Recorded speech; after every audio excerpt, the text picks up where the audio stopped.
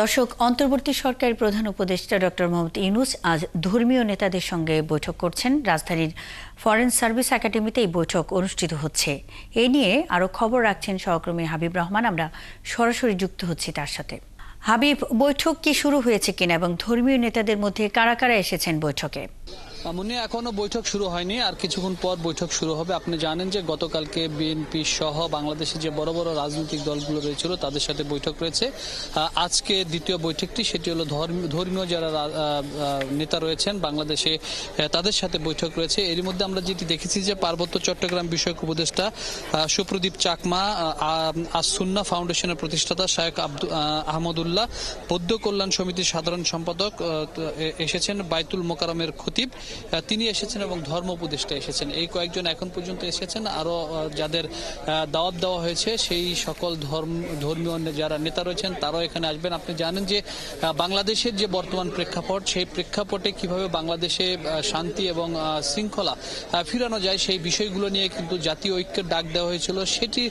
সেই জাতীয় ঐক্য করার ক্ষেত্রেই কিন্তু এই বৈঠকগুলো অনুষ্ঠিত হচ্ছে। আপনি জানেন যে গেল কয়েকদিন ধরে ভারতে বাংলাদেশ সম্পর্কে যেভাবে অপপ্রচার বা মিথ্যা তথ্য দিয়ে সংবাদ প্রচার করা হচ্ছে এবং আগরতলায় যে বাংলাদেশের যে হাই কমিশনার যে অফিস রয়েছে সেখানে হামলা করে যেভাবে ভাঙচুর করা হয়েছে, এই বিষয়গুলোকে মাথায় রেখে কিন্তু আজকের এই যে প্রধান উপদেষ্টা ডক্টর মোহাম্মদ ইউনূসের সাথে যে বৈঠকটি হবে, সেই বৈঠকে এই বিষয়গুলো নিয়ে আলোচনা হয়ে কিভাবে জাতীয় ঐক্য করে বাংলাদেশের যে শান্তি শৃঙ্খলা বজায় রাখা যায় সেই বিষয়গুলো নিয়ে কিন্তু কথা হবে। আপনি জানেন যে বাংলাদেশে বেশ কিছু ধর্মীয় নেতা রয়েছে যারা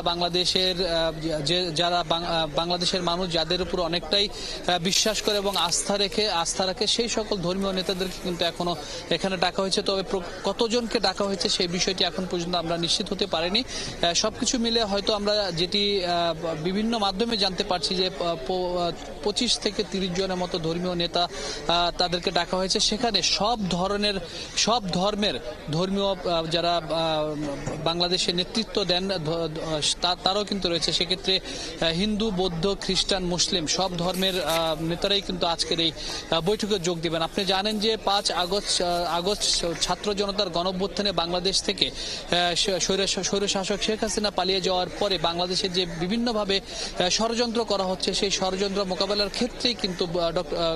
মোকাবেলার ক্ষেত্রে ডক্টর মোহাম্মদ ইউনূস দায়িত্ব নিয়েছেন এবং সেই মোকাবেলার প্রেক্ষাপটেই গতকালকে আপনি জানেন যে বিএনপি সহ সকল রাজনৈতিক দলের সাথে বৈঠক হয়েছে এবং তারা ঐক্যমতে একমত হয়েছেন। আজকের এই বৈঠক শেষে ধর্মীয় নেতারা হয়তো আমাদের সাথে কথা বলবেন, তারা আসলে কি মতামত দেন সেই বিষয়টা তো আমরা পরে জানতে পারবো। সেই বিষয়গুলো জানতে নিশ্চয়ই আপনার কাছে আমরা আবারও ফিরবো। হাবিব রহমান, আপনি আছেন সেখানে, খবর রাখতে থাকুন, আমাদের সঙ্গেই থাকবেন।